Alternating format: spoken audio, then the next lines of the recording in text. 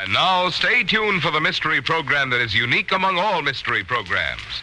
Because even when you know who is guilty, you always receive a startling surprise at the final curtain. In the Signal Oil program, The Whistler.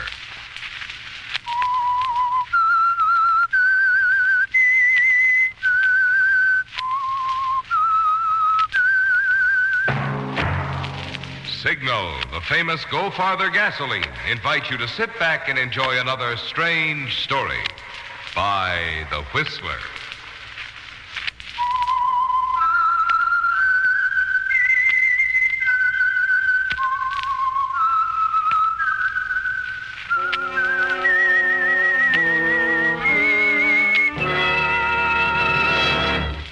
I am the Whistler, and I know many things, for I walk by night. I know many strange tales hidden in the hearts of men and women who have stepped into the shadows. Yes, I know the nameless terrors of which they dare not speak. And now for the Signal Oil Company, The Whistler's strange story. Murder over Burma.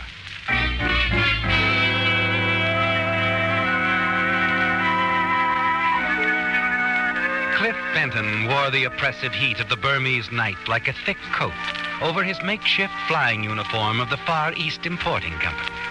He walked slowly, deliberately through the streets of Dinjan, his face furrowed with anxiety, accented with fear. For Cliff knew what the summons from Burma Charlie meant, and he knew that there was no escape. Reluctantly, he directed his steps along the familiar narrow road that led to Burma Charlie's gambling casino.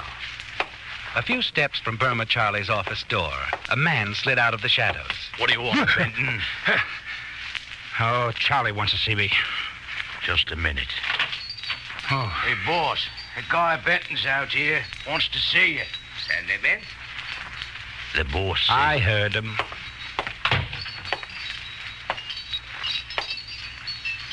Sit down. Sit down, my boy. Okay. Now, look, Charlie, Do you know what these are, my friend? Yes, I know what they are. They're my IOUs. Exactly. They make a neat little stack, don't they? About $5,000 worth. But I told you I'd pay you as soon as I got the money. I have a record of that, too. You said that exactly 1 month ago. You will find I run a very efficient business, Cliff. I'm sure you do. Now, look, Charlie, I've always paid you before. You know that. Now, all of a sudden, my credit's no good. Why don't you level with me? My dear young friend, I am leveling with you. I want the $5,000 you owe me. But that's not the main thing, is it, Charlie? You want me to quit seeing Lila. That's why we're having this little chat, isn't it? Lila? Have you really been seeing the featured vocalist at my little casino? I had no idea. Oh, Chuck.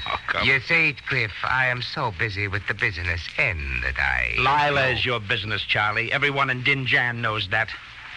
I'm the only one who ever dared pay any attention to her. She liked it, Charlie, and you know it. That's why you're pulling the big foreclosing act. That will be all, Cliff. $5,000 you owe me. I want it in 3 days. 3 days? You know I can't... I want your $5,000 on my desk in 3 days, Cliff. If it is not here... Oh, but you will see that it is, I am sure.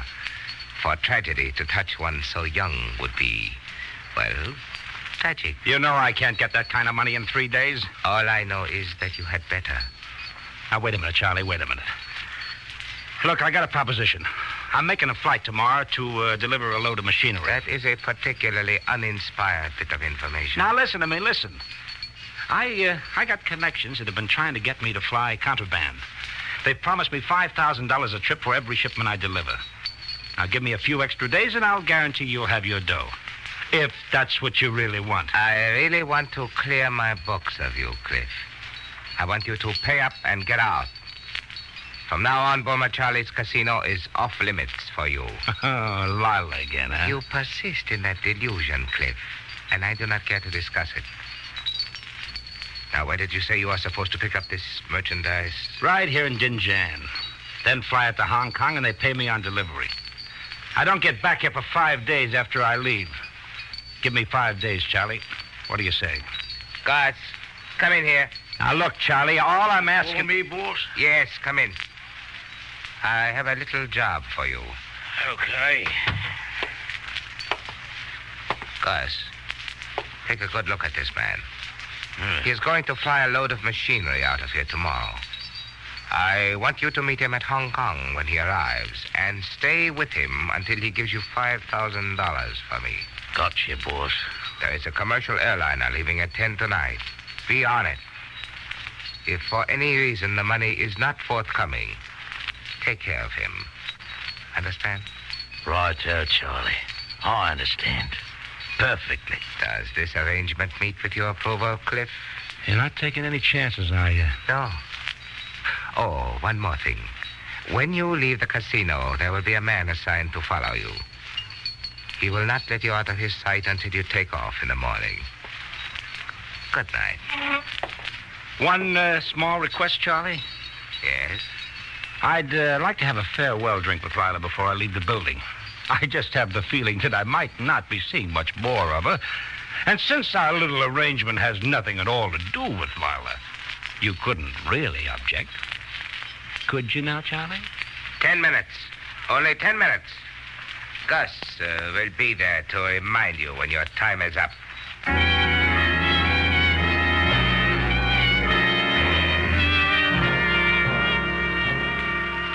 The 5-day reprieve Burma Charlie has granted you doesn't mean much, does it, Cliff? Because there is no connection in Dinjan, is there? No $5,000 for flying contraband. And now, with 2 of Burma Charlie's men assigned to watch you, there's no chance of sneaking out of Burma without paying your debts. Lila has just finished her song as you walk into the dining room. You catch her eye, and she joins you in the bar. When you finish telling her about your meeting with Burma Charlie, her lovely face is drawn and scored with fear. I've been afraid all along that something like this would happen. Well, I guess Charlie figures he owns you, or at least has controlling interest. And maybe he does. I think you know better than that, Cliff. Maybe. But does Charlie know better? Cliff, I don't know what to do. I've got to get away from here. Please help me. I don't know what I can do, Lila. You can take me with you tomorrow morning. Yes, sure. But what about the hired hand Charlie's got following me?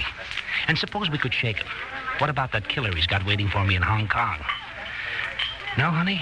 No, I'm afraid he's got us whipped. There's got to be a way out of here. Wait a minute. Maybe there is. What is it?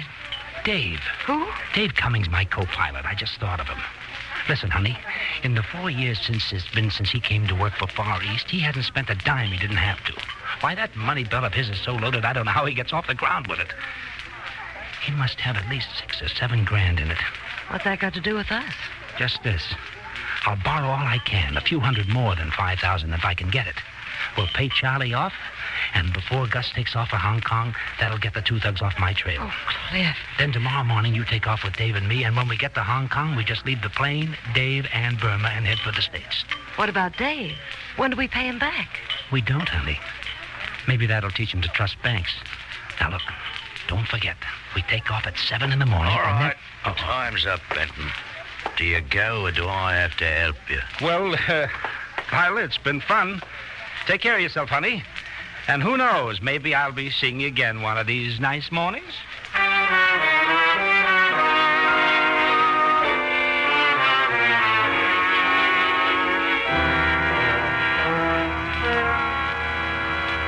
Wish there was some way to help you, Cliff, but I just can't.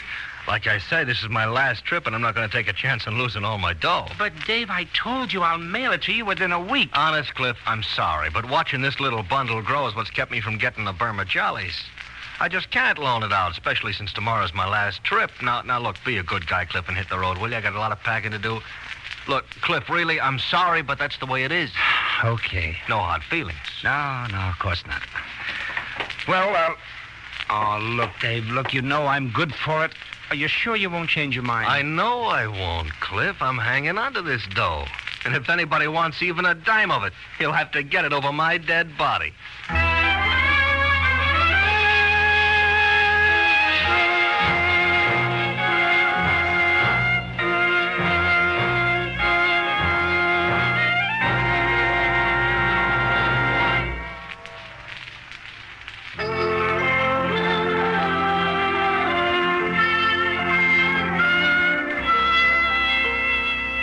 Signal's new baby that was announced only last Sunday has already been adopted by thousands of motorists throughout Signal's 7 western states, from Canada to Mexico. I'm referring to the amazing new motor oil that reduces by 50% engine wear due to lubrication. New Signal Premium Motor Oil. And no wonder car owners are enthusiastic. After all, when you cut engine wear in half, you multiply performance and carefree driving pleasure. For instance, if your car is not already consuming oil, new Signal Premium will not only double the period during which you'll continue to enjoy low oil consumption, it will also keep that like-new pep and power in your car twice as long. Best of all, new Signal Premium Motor Oil gives you these and many other benefits at no increase in price. So why gamble with the most important, the most expensive part of your car? Your motor may be wearing out twice as fast as necessary if you haven't switched to the amazing new Signal Oil that cuts in half engine wear due to lubrication. New Signal Premium Motor Oil.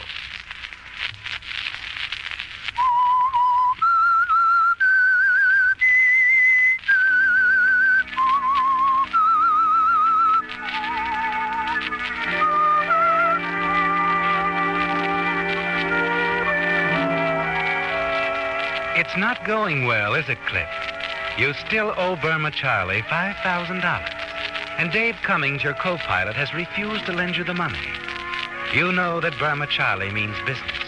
If you don't deliver the $5,000, he'll kill you. Then you recall Dave's last words, that whoever wanted his money had to get it over his dead body. That gives you the idea, a plan to pay off Burma Charlie and perhaps have a little money left for yourself.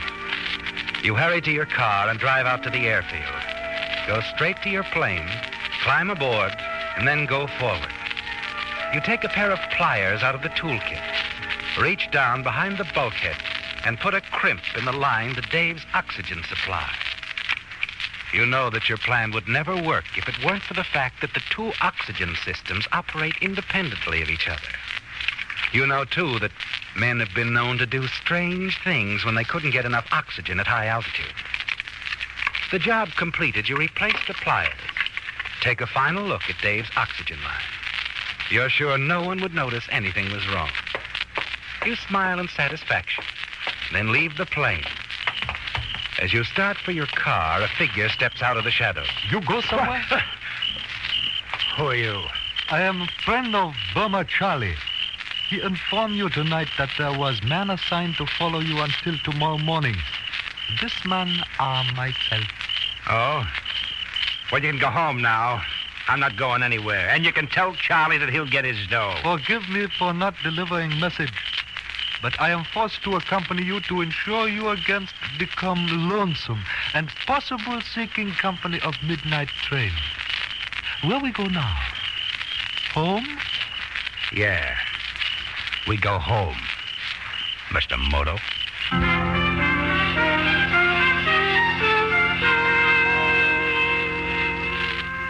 As you drive towards your apartment, your heart slowly resumes its normal pace. That was too close, wasn't it? Then as you come within sight of your destination, a thought suddenly intrudes itself. Lila, you can't take her with you tomorrow, can you? There's too much of a risk involved. The man assigned to follow you takes up a position on your doorstep as you enter your apartment. Lila, what are you doing here? Don't you know that... Cliff, I'm glad you're back. For a while, I was afraid you might have... Oh, Cliff, you don't know what it's been like these past few hours since you left Charlie's place. What happened? Charlie called me into his office after he left. He told me that from now on, I was his exclusive property. And that he'd kill any man I so much as looked at. How did you get here? I climbed out of the window in my dressing room. He'd kill me if he finds me. I can't go back. Oh, Cliff, let me stay here until the morning. And then we can go to the airport tomorrow. No, Lila, it's too risky. It's no good. We can't take the chance. It might ruin everything. Cliff, if I didn't know better, I'd think that maybe you didn't want me to go. I can't help it. I've had to change my plans. Then you don't want me to go. That's right. I don't want you to go. But... Look, baby, I might as well tell it to you straight. I've changed my mind about taking you with me to the States. Cliff, why? Why? It's very simple, Lila. I'm playing this hand by myself. Don't worry. You won't have any trouble finding yourself another boy. Another boy? Cliff, you said... Look, baby, I don't owe you a thing. If I promise to take you with me, that's my business. And if I've decided to break my promise, that's also my business. You were Burma Charlie's private property before I came around. Now, there's no reason why I should break up such a cozy little arrangement like that. That's not true. Besides, you told me... Sure, I told you a lot of things. But you don't go with me tomorrow. However, if you're real anxious for a change, there's the midnight train you can catch. Now, go on home. I've met some pretty low people in my life, Cliff. But I don't think I ever have or ever will meet anyone quite as low as you. This is the way out, honey. I'm sorry you have to leave so soon. Give Burma Charlie my love. Did you say that train leaves at midnight? Yeah. Oh, if you need a couple of Never dollars... mind, I always pay my own way. And I always pay my debts. Here's the first installment. You're getting off easy.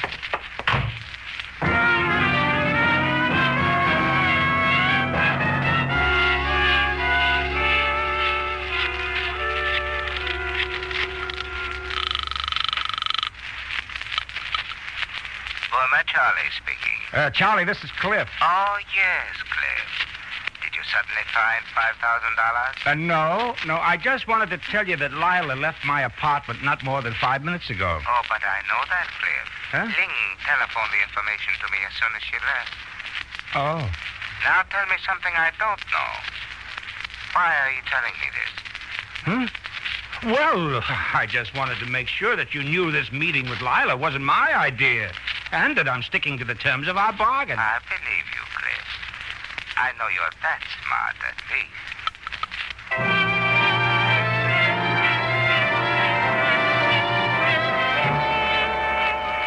Even the weather has worked out perfectly for your plan, hasn't it, Cliff? When you reach the airport, you find just enough turbulence in the ballet to enable you to convince the chief of operations that a flight over the mountains is the wiser course. Dave should be along soon, and you hope he doesn't decide to come in and check the weather. After last night, he might grow suspicious if you were to change your flight plan on such a flimsy pretext. You whirl as you hear the door open behind you. Hiya, Cliff. Everything all set? Yeah, I'm getting the route forecast now. How does it look? Oh, not bad, but there's some stuff in the valley that I'm not too sure of, so I'm routing over the mountains. Oh, no, do we have to? Why? Well, what's the matter? Oh, nothing, only I'm not too eager about dragging on oxygen for 2-3 hours. Kind of hope my last ride might be an easy one. Let me see the report, huh? Here. Doesn't look too bad. I don't see what you're so worried about. Wait a minute. Let me do the figuring, will you? Okay. Don't get yourself in an uproar. Oh, I'm sorry, Dave. I guess I'm a little upset about this being your last flight today. Sure, Cliff. I'll wait for you out at the ship. See you in a little while.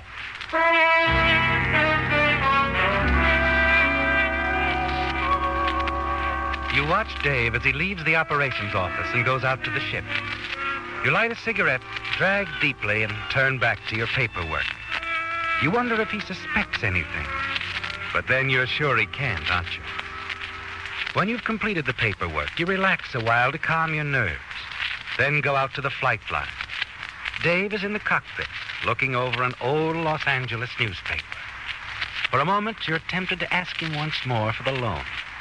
But you're sure he hasn't changed his mind since last night. People like Dave never do.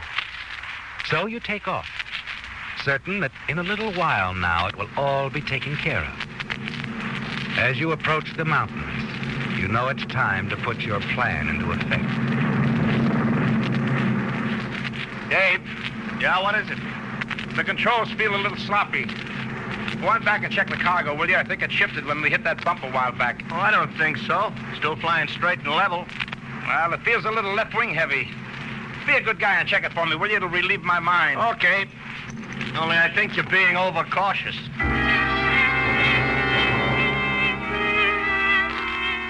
No, Cliff, you're not being overcautious, are you? You've got to check that oxygen line again. As Dave closes the bulkhead door, you get out of your seat and check the crimp you made in his oxygen line last night. You make certain that it's not cut off entirely, because then Dave might notice that there wasn't any oxygen coming through the gauge on the instrument panel. It had to be crimped just so, just enough so that Dave wouldn't notice anything was wrong, until it was too late. You're sure this method is foolproof, that no one will ever be able to prove you had anything to do with Dave's death. You get back in your seat as Dave returns. Told you it was okay back there. You couldn't shift that cargo if you did a barrel roll. Well, I just wanted to make sure, that's all. You know how it is. Yeah, I guess so. Well, let's start climbing, huh? The mountains are only about 50 miles away. Right. Check oxygen. Oxygen check. Increase the revolutions to 2,300. Manifold pressure to 39. Set turbos. Roger.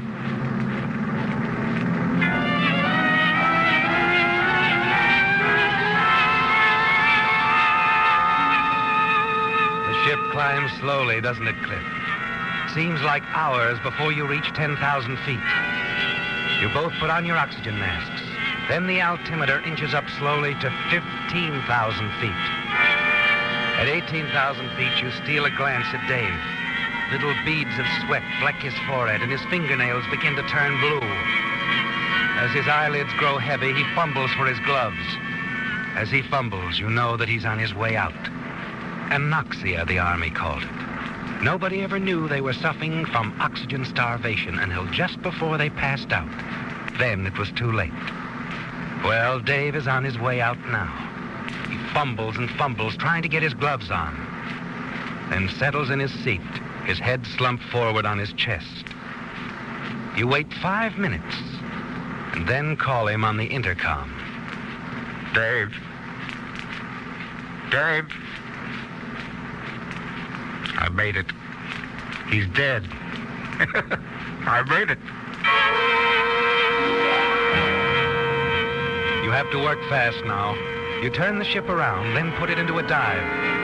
You must descend to 10,000 feet before you can take your oxygen mask off and finish the business at hand. At 10,000 feet, you level off and engage the automatic pilot. Then you unbuckle your safety belt and drag Dave to the rear of the cargo compartment. There, you rip open his shirt, transfer his money belt to your own waist, and open the hatch. Sorry, Dave. You had your chance last night. While the radio warms up, you open the toolbox and very carefully remove the crimp in Dave's oxygen line. And then... Far East, Flight 4, calling Dinjan Tower. Far East, Flight 4, calling Dinjan Tower. Over. Dinjan Tower to Far East 4. Go ahead. This is Benton. Co-pilot Cummings, victim of anoxia. Bailed out. Tried to stop him. Couldn't do. Coming back to field. Over. Are you all right? A little groggy, but I think I can make it. Have everything ready for report. Will do. I say, take it easy. Everything will be all right. Over and out. Everything is all right, buddy. Burma Charlie, here I come. You're gonna get your dough.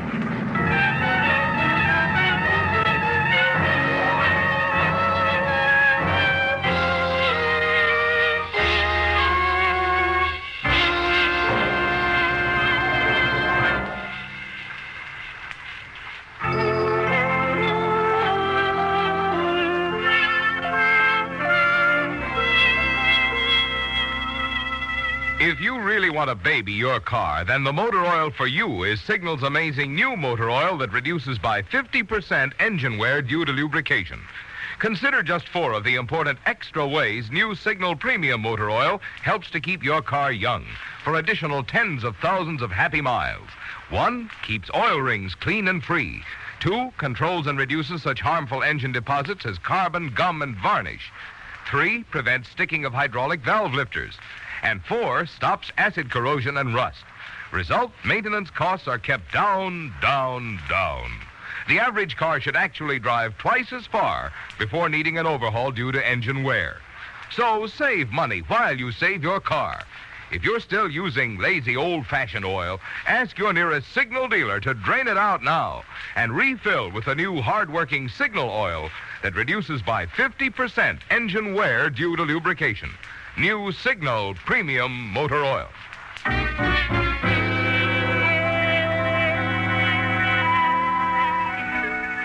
Well, Cliff, it's all over, isn't it? Your co-pilot, Dave Cummings, is dead. And you're sure that the treacherous heights of mountain range will be a safe guardian of your secret. You smile as you point the ship back in the direction of Dinjan. Dave's money belt, now strapped securely around your waist, contains enough money to pay off your IOUs to Burma Charlie. And you'll have some left over to enjoy. In the office of the chief of police, you have no trouble convincing them that Dave, apparently a victim of anoxia because of defective oxygen apparatus, had gone berserk. And despite your heroic efforts to control him, had broken away and leaped to his death. I kept my eyes on him as long as I could, sir. I never did see his chute open.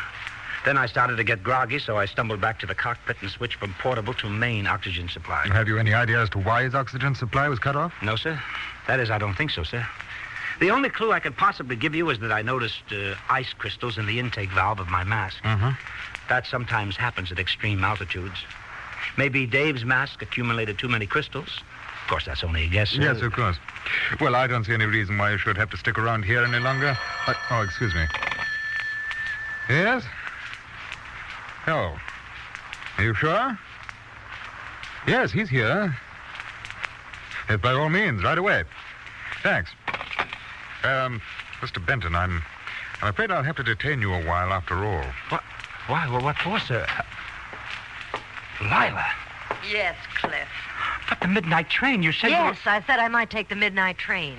But when I left your place, I knew I'd been spotted by the man in front of your house.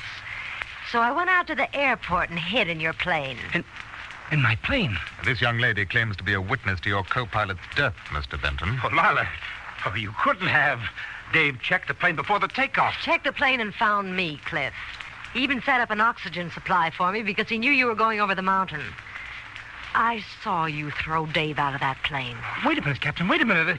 It's her word against mine. Why, how do we even know she was on the plane? She can't prove it. Oh, but I can, Cliff. Before you threw Dave out of the plane, I saw you take off his money belt. What? It's strapped around your waist right now. Go on, Cliff. Deny that. What? Well, Mr. Benton, can you deny it? Lila. Lila. Like I told you, Cliff, I always pay my debts.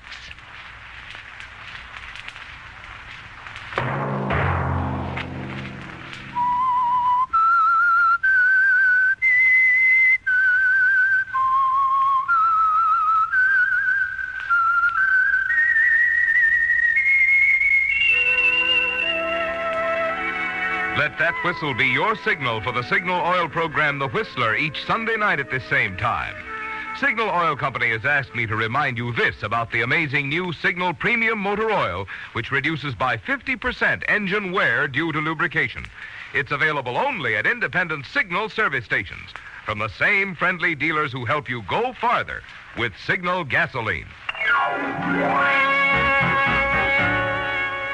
Featured in tonight's story were Bill Foreman, Wally Mayer, Doris Singleton, Larry Dobkin, Marvin Miller, Ben Wright, and Jack Moyles.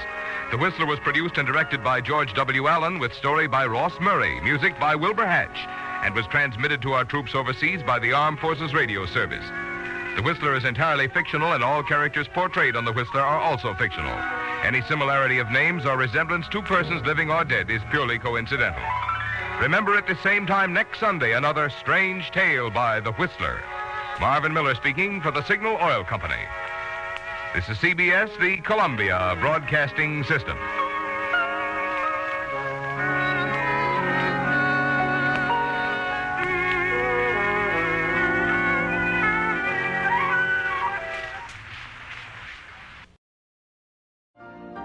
You've been listening to the OTR Gold Network. Find more classic radio at otrgold.com.